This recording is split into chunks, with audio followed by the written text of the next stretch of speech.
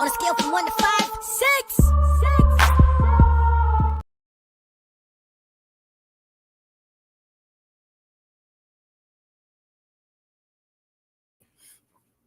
Didn't realize I was muted. What it is, what's up, what it is, what it do. It's your boy LC, the place to be. Happy Friday to you all. Back with a brand new episode of U Buggin for this week. As I always do, y'all see the ticker. Follow U Buggin on Instagram. Follow U Buggin on YouTube. You can watch this live on YouTube, and I'm streaming to Twitch right now. Shout out to y'all for joining in. Let's move right on. All right. Patriots beat the Jets last night, 27-14. The Patriots as the top contender, or set to be top contenders for the foreseeable future. As it stands right now, they do have a game on the AFC. The Colts are coming back from Germany, so they're on a bye with 8 wins. The Broncos take on the Chiefs this weekend. I'll talk about that game coming up. But the Patriots are the first team to 9 wins in the AFC, and the only other team in the AFC that can tie that is if the Broncos beat the Chiefs, and they'll both be at the top at 9. So the Patriots set to really be top contenders for the foreseeable future. I really like Drake May. I think, took him a while, but he had to actually get the right coach under him. I think they need more weapons over there. They used to have a guy under center that used to be able to just, go to the popcorn vendors and make Super Bowls happen. I don't want to even have him chasing that ghost right now. That's not even a realistic thing for him to even be mentioned. That's why I didn't even mention that guy's name. That GOAT got platinum horns right now, so we're not even going to talk about him. But Drake, he's coming along. He is playing well. He's in MVP conversations this year. So y'all know I'm one of the people that do scouting and scout for NFL talent, for what teams or what players I like coming up in the NFL draft. We're going to talk about that as we move forward in the year. One running back who I would have been high on for the last 3 years, Travion Henderson, is over in New England killing, and he's only going to get better. Travion Henderson, for some odd reason, they was freezing him out earlier in the year, but they gave him a shot, and now he is doing the damn thing. Travion Henderson from Ohio State, I've been scouting that man for a long time. I said he was going to be what he was, or I said he was going to be what he is, and he's that. So, man, shout out to Travion. I'm happy to see him make my predictions come to fruition. But again, the AFC has a lot of great quarterbacks. One in their division, Josh Allen, who's won the division for the last 3 years. Josh Allen got a big game coming up against the Buccaneers this week. And they are 2 games literally behind, 3 wins behind the Patriots as it stands right now. Patriots at 9, they're at 6. So if they happen to not pick up a win, they will be down 3 wins to the Patriots, who haven't had their bye yet. But Patriots have already beat them. And this week 11, got 7 more weeks to try to make up 3 wins. And Patriots is rolling. So this could be, it's a toss-up between those two, the last 2 division winners for the AFC East, to who's actually going to win it this year. So I think Patriots is poised to maintain the top position. There are rumors and murmurs and rumblings that if Josh Allen and the Bills don't get it done this year, they could be without their head coach and trying to get a new coach. I like Sean McDermott. I think he's a fine coach. I think he does a great job. But I understand, just like with the coach of the Ravens, it's okay to have a great team, but that great team got to produce when January come around and play, the most important game in February. And if he ain't the guy that you believe can get you there, why not take a jump and a swing and a miss? If he ain't the guy, when you pick him up, grab another one. There are coaches out there that want to be head coaches. So, but I think the Patriots, to keep on topic, the Patriots has that guy. Mike Vrabel has come into that building. He set a culture. It was a bumpy first 4 weeks with turnovers and losses and trying to get Drake May up to snuff as not a rookie, but a second-year guy. And, it was a big jump between quarterbacks from that first year to that second year, especially because he didn't start a lot of games last year. He didn't start last season. Jacoby Brissett was the quarterback there. So this year he's coming in. He's still kind of sort of in the middle of his rookie year, if you will. Just like a lot of the guys, Mike Penix, J.J. McCarthy didn't play at all last year. Only ones that really got enough run was Caleb Williams and J.D. over in D.C. So I think the Patriots are one of those teams that could say they got 9 wins. And they look to be one of them top contenders. And if that division is tough with, Buffalo being one of the top teams, Patriots being one of the top teams, Miami we're going to talk about in a minute. If they can figure out what they want to do, that division can get tough. And you can get 3 contenders from that one division. That's going to be crazy. But speaking of contenders, college football playoff rankings are out. If you're not following the Substack, go to ubuggin.substack.com. Follow me on there. And I've released the top 25 of the college football playoffs. A few of those top 25 teams are playing this weekend. So you have number 4, Alabama, and Kalen DeBoer going up against number 11, Oklahoma. I think that's going to be a hell of a game. Number 5, Georgia, going up against Arch Manning and number 10, Texas. So Texas kind of started off kind of weak, and then they're kind of coming back up. And then you got number 9, Notre Dame versus number 22, Pittsburgh. The running back from Notre Dame, my slips you right now, Julian Love, I believe it is, the homie to that, bro, about to get busy in this game.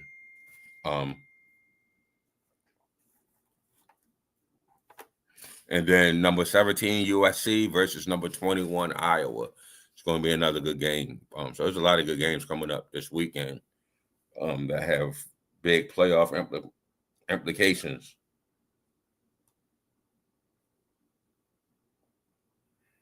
So just to give you a quick rundown of the top, I'm going to give you the top 12 since that's who actually makes the playoffs. Ohio State is number 1. Indiana is number 2. Number 3 is Texas A&M. Number 4 is Alabama. We talked about they're playing Oklahoma. Georgia is number 5. We talked about them playing Texas. Number 6 is Texas Tech. Number 7, Ole Miss. 8 is Oregon. Their game is about to come on in an hour against Minnesota. Notre Dame, like I said, plays Pittsburgh. Texas is playing Georgia. They're 10. Oklahoma is playing Alabama. They're 11.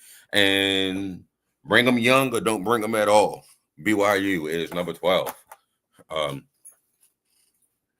So, again, it's going to be some good football coming up this weekend.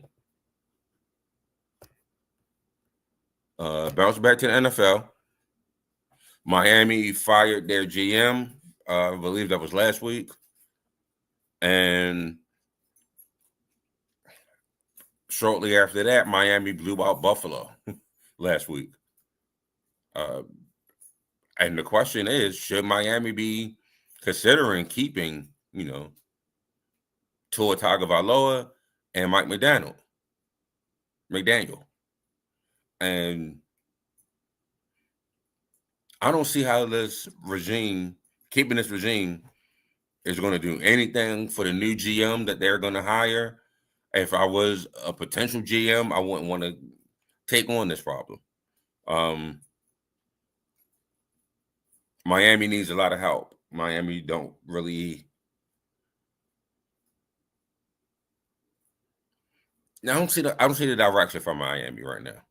They're an offensive team that can't really move the ball. They got a quarterback that, when he's healthy, he could play, kinda. But when he's not healthy, he's kind of out for a season. So I don't see a direction forward with Tua. If I was the new GM, I would definitely want to draft my own quarterback. Now, looking at the quarterbacks that's coming out in this class, you got the Indiana quarterback. But a lot of the quarterbacks that were seen as top quarterbacks coming into the draft this year hasn't really panned out. I doubt if Lenore Sellers comes out. I doubt if Gary Nussmeier comes out. You probably got Drew Aller coming. And then from Drew Aller, you probably are looking at Cade Klubnik.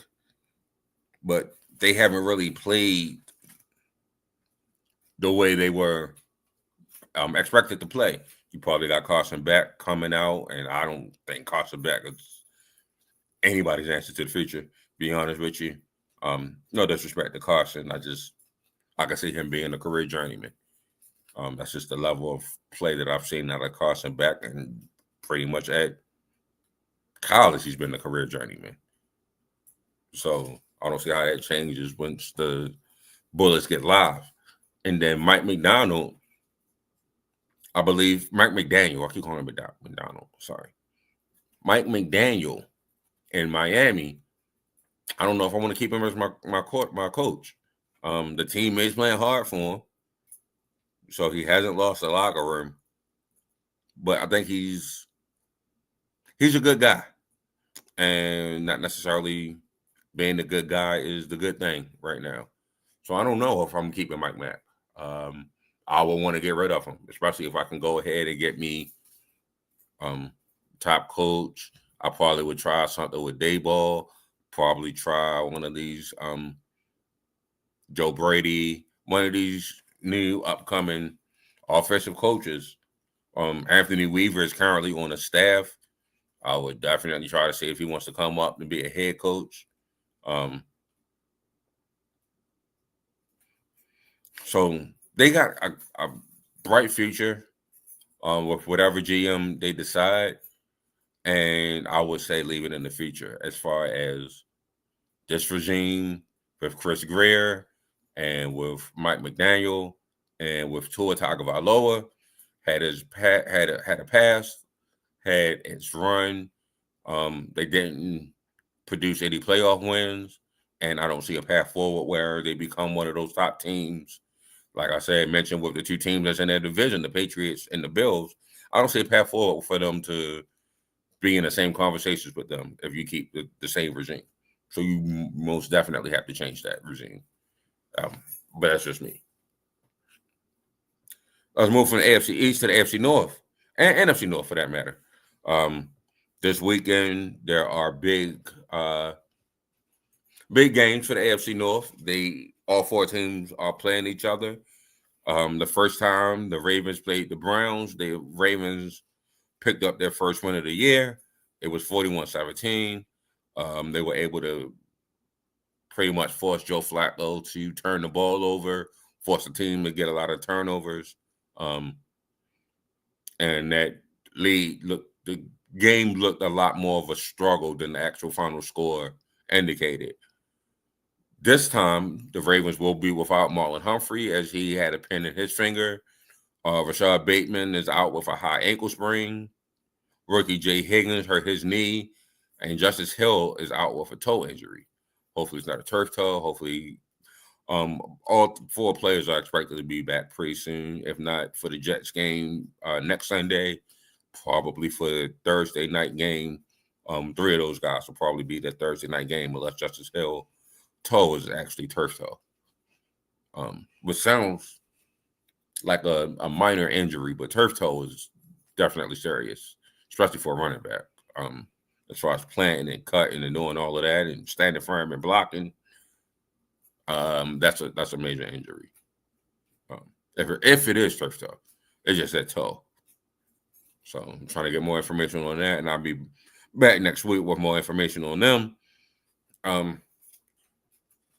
So like I said, the first time the Ravens beat the Browns 41-17, I could see a similar path forward. The Ravens are playing a lot better than how they've been playing in week 2. And Lamar Jackson is out there. Lamar Jackson will be playing. They kind of confused him, but he still threw, 3 touchdowns in the struggle. So I still see Lamar Jackson go ahead and get busy again and win this time. Win this game. This time they do not have Joe Flacco. They got Dillon Gabriel. Dillon Gabriel has not looked like one of the best quarterbacks in this league. Let's be diplomatic and say it that way. He does not look like one of the best quarterbacks in the league. So I think the Ravens will be able to put pressure on him. We'll be able to probably get a couple turnovers and sacks on him, even without Marlon. I think TJ Tampa, Chidobe Awuzie, and Nate Wiggins on the corners is going to do a hell of a job locking down the Browns receivers. Jerry Jeudy, what's the dude name? David Njoku. I don't believe they're going to be able to get off. So I can see a similar path forward. Let's just call it 34-10 this time for the Ravens to beat the Browns. Also, the Bengals will be playing the Steelers. I believe at the same time. No, they got the 1 o'clock game. The Ravens got the 4 o'clock game. The Bengals and Steelers play at 1. First Joe Flacco game with the Bengals. The Bengals beat the Steelers 33-31. This time, Darius Slay will be out. Alex Highsmith is out. And Cole Holcomb is out. For the Steelers and for the Bengals, they're going to be without Joe Burrow, obviously. Trey Hendrickson, Samaje Perine, and Shamar Stewart. So their defense, which they could ill afford to lose people on, they're going to be without 2 of their big defensive names, and Trey Hendrickson and Shamar Stewart. But the Steelers are coming into this game. Like I said, the first time they lost, they're going to be pissed off. I can see the Steelers inching out a win here. I'm going to call it 34-31 for the Steelers. I just don't see that defense being able to stop Aaron Rodgers before. I don't see the Bengals defense being able to stop Aaron Rodgers, and I don't necessarily see the Steelers being able to stop the Bengals. They'll just be able to slow them up enough for Aaron Rodgers to go ahead and get that W. So I'm going with the Steelers on that game. And then for the NFC North, the Lions will play the Eagles at 8 o'clock. That's going to be a good game. But the Bears and the Vikings are fighting for second place. Those are 2 teams that drafted quarterbacks last year, and those quarterbacks look good so far. Caleb Williams is definitely playing a lot better than he did last year. And J.J. McCarthy is finally playing and finally healthy. If I had to go with a team, I'm going with the Bears to pick up that W. All right. Also, the Chiefs are coming off of a bye. They are playing against the AFC West leading Denver Broncos. The Chiefs need a win. They cannot afford to go. But they have 5 wins. This would be 9. So they can afford to go 4 games behind the division leader, and they were and with a loss to them and a loss to the Chargers already. They cannot afford to go behind that far. I believe the Broncos defense can get after Pat Mahomes. There's top 10 in pressures, top 10 in the top 10 in pressures, and being able to top 10 in sacks as well, trying to get after the quarterback. That's what I meant to say. And I think the Chiefs win this game. I'm sorry. I think the Broncos will be able to slow down the Chiefs. I think the Chiefs win this game if their defense can get after Bo Nix and contain Bo Nix. Bo Nix can't get off. Bo Nix has been having slow starts. First 3 quarters. I just be nice to say he's not looking that good. And in the fourth quarter, he's the best fourth quarter quarterback. If the Chiefs could go ahead and extend their lead over the Broncos by the time it gets to that fourth quarter, and then that Chiefs defense could go ahead and put his head back and just rush the quarterback, I think the Chiefs will come out with a W in this one. It's going to be a really close game. High defense. I'm calling it 24-21 Chiefs on that one. All right. And then, like I said, the nightcap on Sunday is the Lions taking on the Eagles for tops of the NFC. They're both tied at the NFC with 8 wins, I believe it is.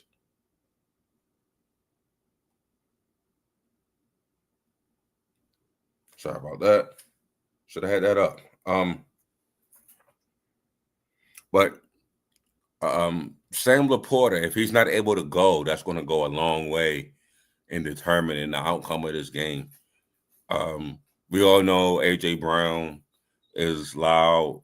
It's been loud in the news pretty much all year, but this week he's definitely got loud, taking shots at the offense, saying if you got me on fantasy, go ahead, drop me. He's not necessarily wrong. We may not like to hear it. There's probably a better way that you can go about it if you want to be diplomatic. But it shows that A.J. Brown, when he's targeted, he's uncoverable. I mean, he separates vertically. He separates in routes. He amazing after the catch. He's one of the best wide receivers in the league. I don't understand. And as you can see behind me and on the hat, I'm a Ravens fan. If we can force feed Hollywood Brown, or let me take it back. If we can force feed Zay Flowers is probably my height, my weight. A.J. Brown is 6'3" and muscles. If we can figure out a way to force feed Zay Flowers, they can figure out a way to get the ball to A.J. A.J. don't need, like I said, he's amazing after the catch. He ain't got to catch the ball down the field every game. He can separate with a slant. He can separate with an out. He can separate with an end cut. He can separate on a post. Just throw it to him. But I think they might need a trial separation.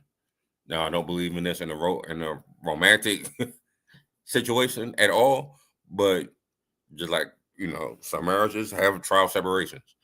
You go over this house, I go over this house. I think the Eagles will see that A.J. Brown is doing a lot as far as pulling coverage because you can't let him roam free.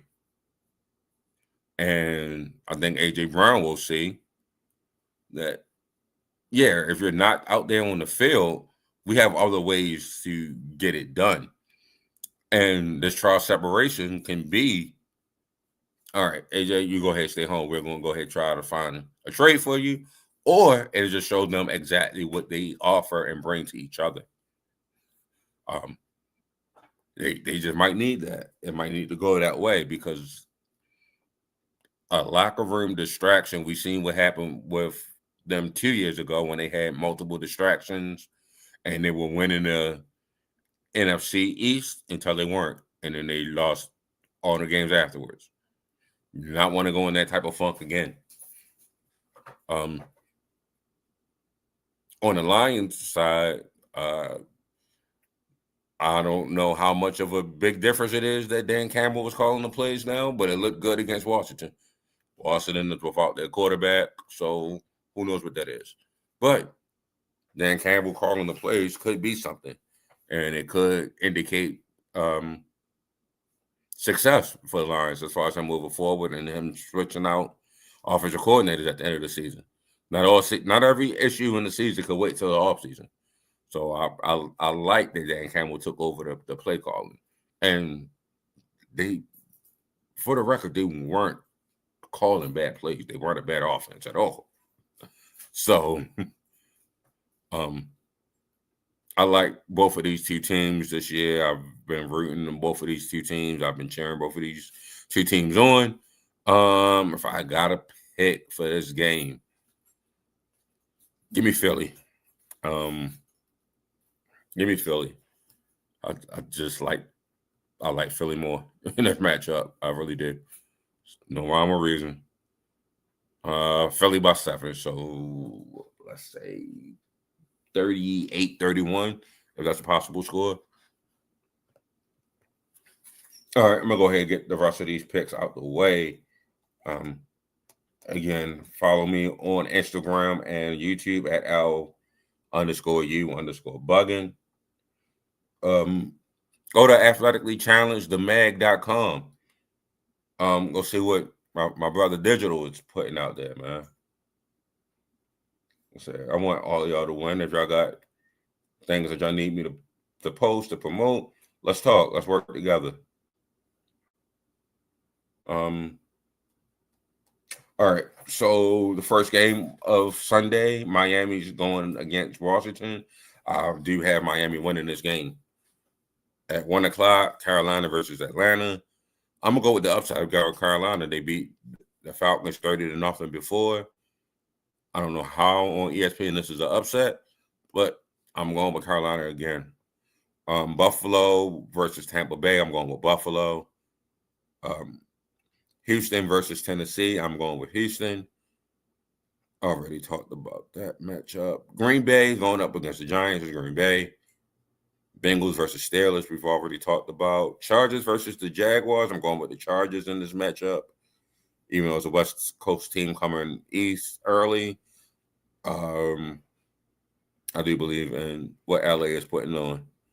And then your 4 o'clock matchups, give me Seattle over the Rams. But I do believe it's going to be a tight, close game. It's going to be a good game. 49ers going up against the Cardinals. Give me the 49ers to bounce back. Ravens over the Browns. Chiefs over the Broncos. Like I said, Eagles over the Lions. And then Monday night, if you care to watch, the Cowboys is going up against the Raiders. This is an old school, old drag 'em out fight. Then I'm going with the Cowboys.